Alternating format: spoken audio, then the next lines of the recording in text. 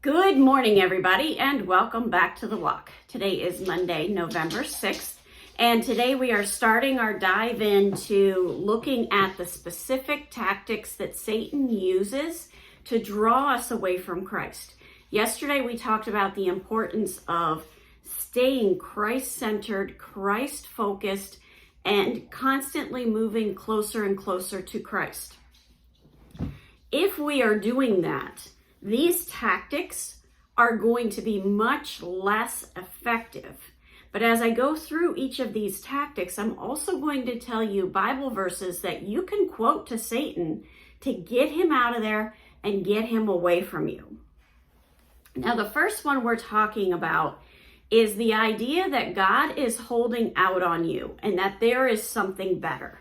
So maybe it's this idea of Christians don't have any fun, so I'm going to hang out with all these non-Christian friends and go out and get party and get drunk and get high and do all sorts of things that because Christians don't have any fun.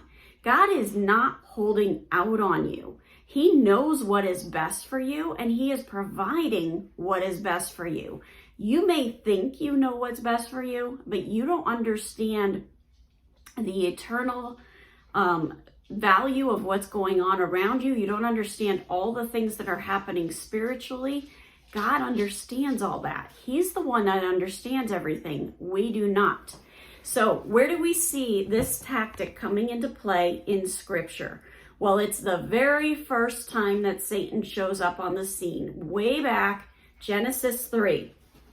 This is where the serpent comes to the woman, and he says to the woman, she told the serpent that she wasn't allowed to eat the tree. And he said, did God actually tell you you shall not eat from any tree in the garden? And the woman said, we can eat the fruit of the trees in the garden, but God said not to eat the fruit in the middle of the garden. We are not to touch it unless we die.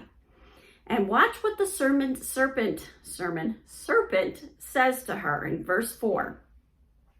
You will not surely die, for God knows that when you eat of it, your eyes will be opened and you will be like God, knowing good and evil. There's the tactic right here. God is holding out on you. You could have knowledge about good and evil, but God's holding that back on you. And if you eat this fruit, if you do what God said not to do, you're going to get that knowledge. You're going to be better. You're going to have a better life because you disobeyed God. There's the tactic right there. Now, another place that we see this tactic is in Luke, chapter 4, verse 5 through 8. This is part of the temptation of Christ. And look at what the devil does here. The devil took him up and showed him all the kingdoms of the world in a moment of time and said to him, to you I will give all this authority and their glory, for it has been delivered to me, and I will give it to whom I will.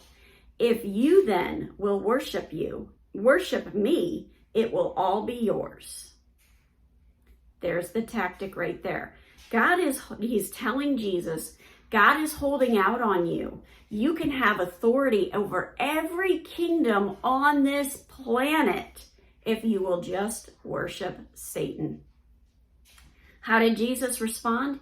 He responded by quoting Scripture. You shall worship the Lord your God, and him only shall you serve. That's how we combat this strategy. And there's 2 verses that we can memorize, and we can grab that anytime these thoughts are creeping into our head that God is holding out on us. The first one is Matthew 7:11. If you then, who are evil, know how to do good gifts to your children, how much more will the Father who is in heaven give good things to those who ask him? This verse brings out God's sovereignty, God's glory, and the way that he provides for his children. We belong to him. We know he will provide for us. We cannot forget that. And then the next one, Romans 8:28. And we know that for those who love God, all things work together for good, for those who are called according to his purpose.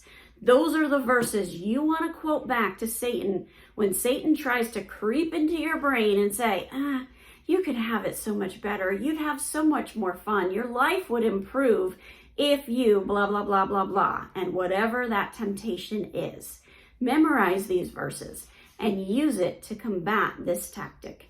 Have a wonderful day. God bless, and keep walking the walk.